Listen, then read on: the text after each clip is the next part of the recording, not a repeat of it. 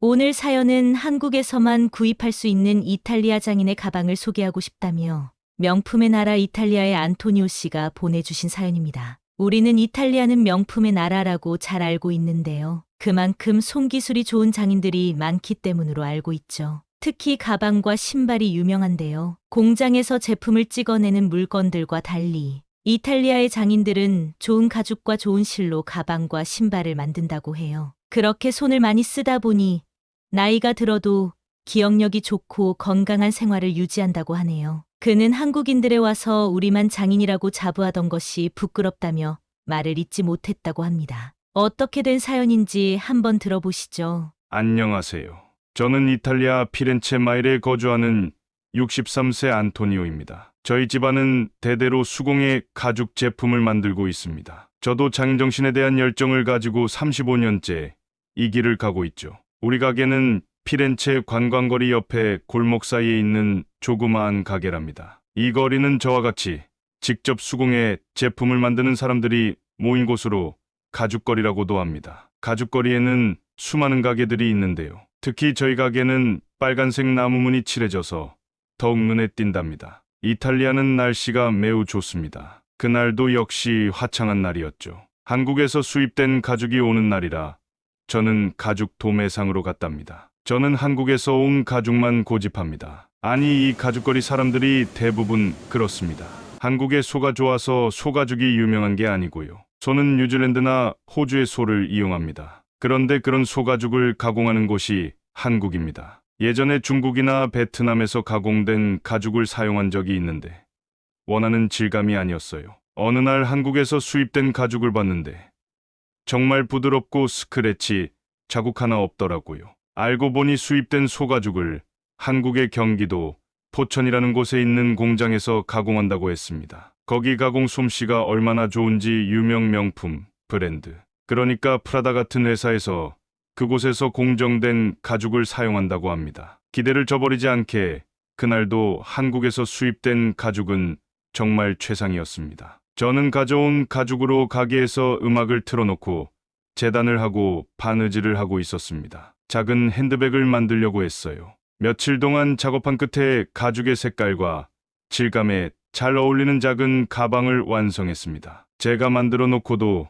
유독 마음에 드는 물건이었죠. 예쁜 가방을 가게에서 가장 잘 전시하는 곳으로 놓고 저는 두 번째 가방 제작을 시작했습니다. 한창 바늘을 꿰매고 있을 때 한 무리의 관광객들이 가게로 들어왔습니다. 그들 중에는 호기심 많은 눈매를 가진 중년의 한국 여성이 있었습니다. 저도 가게를 오래 하다 보니 동양인이라도 한국인지 중국인지 일본인지 제법 구별을 잘한답니다. 그녀는 핸드백을 유심히 살펴보며 손가락을 가방 바느질 선을 따라 쭉 만져보면서 유연한 가죽을 감상했습니다. 그리고 능숙하지 않은 영어로 저희 작품에 감탄하며 가방을 구매할 수 있는지를 물었습니다. 저는 처음에 이렇게 빨리 팔리는 건가 싶어 조금은 놀랐지만 기뻤습니다. 가방이 그 한국 여성과 잘 어울렸거든요. 기쁜 마음으로 저는 포장을 했고 새틴 리본으로 가방을 묶어 감사의 손길을 보탰습니다. 한국 여성은 따뜻한 미소를 지으며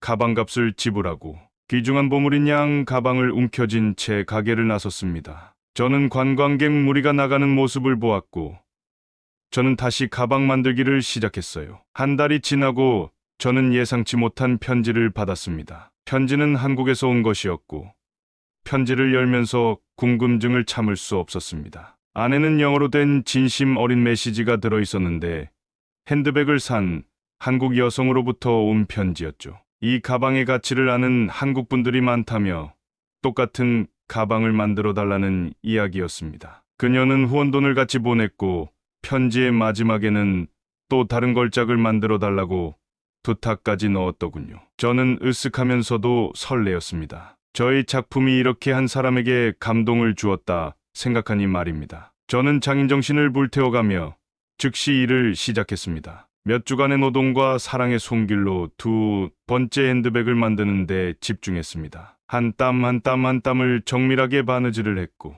첫 번째 가방과 최대한 잘 어울리도록 컬러와 디자인을 선택했습니다. 마침내 두 번째 가방이 완성되었을 때 저는 제 일에 대한 자부심을 느낄 수밖에 없었습니다. 두 번째 가방을 다시 한번 꼼꼼하게 포장을 했고, 이번에는 제가 한국 여성의 지속적인 응원에 대한 감사의 마음을 담은 친필 편지를 덧붙였습니다. 그리고 해외 택배를 보냈고, 저는 이제 이 이야기가 끝이라고 생각하며 일상을 다시 시작했습니다. 하지만 한 달 후 또 다른 놀라움이 저를 기다리고 있었습니다. 이번에는 가게 앞에 도착한 해외에서 온 작은 소포였습니다. 저는 직감적으로 한국에서 온 것임을 알았습니다. 그리고 설레는 마음으로 편지를 열었죠. 어쩌면 세 번째 가방을 만들어야겠구나 하는 생각이 들더라고요. 그러나 전혀 뜻밖의 일이 생겼습니다. 편지 안에는 한국행 비행기표와 한국 여성의 진심 어린 편지가 있었습니다. 한국에서 이 가방을 판매해달라는 간절한 부탁과 힘들더라도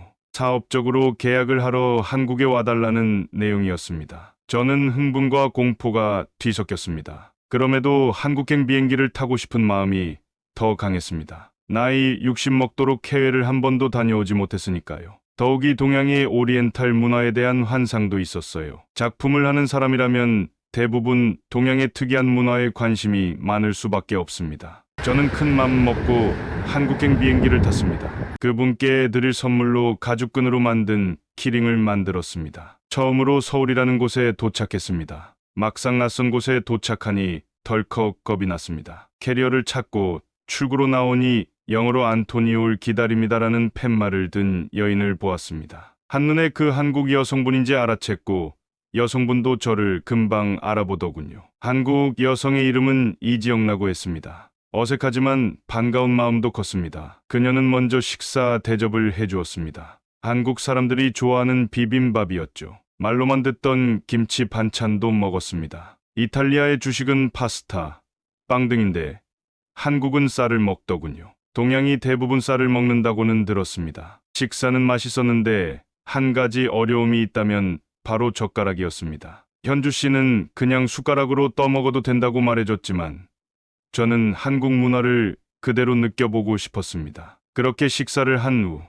지영 씨는 자신이 동생과 함께 일하고 있다는 가게로 가자고 했습니다. 저도 내심 지영 씨가 무슨 일을 하는지 궁금했습니다. 그녀의 가게로 가는 동안 저는 활기찬 한국 문화와 서울의 번화한 거리들에 놀랐습니다. 벽화가 그려진 곳이 많고 조각 작품도 건물 앞에마다 하나씩 있더라고요. 그리고 도시 중간에 교회와 절이 많았어요. 특히 거리에는 난타 공연뿐만 아니고 젊은 사람들이 버스킹 공연도 많이 하더라고요. 어쨌든 사람도 많고 건물도 많고 뭔가 빡빡하게 많은 모습이었습니다. 그런 와중에 저희 눈에 띄는 것은 길거리 중간중간에 있는 노점상이었습니다. 작은 공간에 액세서리를 전시해서 팔더라고요. 그런데 그걸 공장에서 만들어진 것을 가져오는 게 아니고 자리에 앉아서 직접 구슬을 꿰면서 다 만들면 전시하고 중간중간에 팔고 그러더라고요. 저와 같은 수공예를 하는 사람이구나 하는 반가운 마음에 노점상에 있는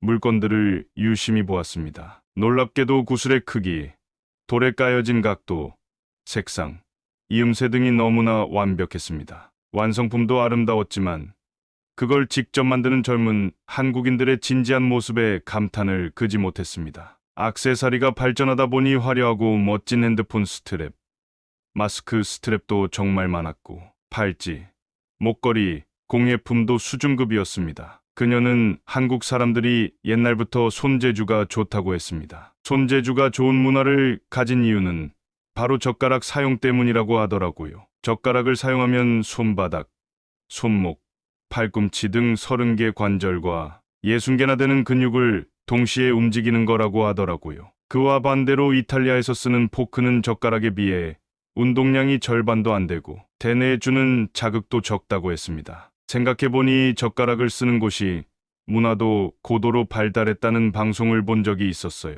이런 집중력이 한국 사람들은 일상이란 말인 거였죠. 다음으로 지영 씨는 저를 남대문 그릇 시장으로 안내를 해주었습니다. 아까 서울의 활기찬 거리와는 또 다른 분위기였어요. 이탈리아에서의 가죽거리 같은 골목이었죠. 그곳에는 다양한 그릇이 많았고 젓가락도 많았습니다. 지인들에게 선물할 충분한 양을 샀습니다. 제가 수공예 장인이지만 이런 도구들이 진짜 명품이 아닐까 하는 생각이 듭니다. 이후 저는 지영 씨의 가게로 가서 제가 만든 가방의 샘플을 구입하겠다는 내용과 한국에서 주문서를 발송하면 제작하여 고객에게 보내준다는 내용의 계약서를 작성하였고, 그렇게 저희 브랜드가 만들어졌습니다. 그것은 제 인생의 정말 특별한 순간이었습니다. 그저 최고의 가방을 만드는 것에만 집중했던 인생이 한국에서 저만의 브랜드를 달고 판매하기 시작한 것이니까요. 저희 작품에 한국의 매듭이 더해지면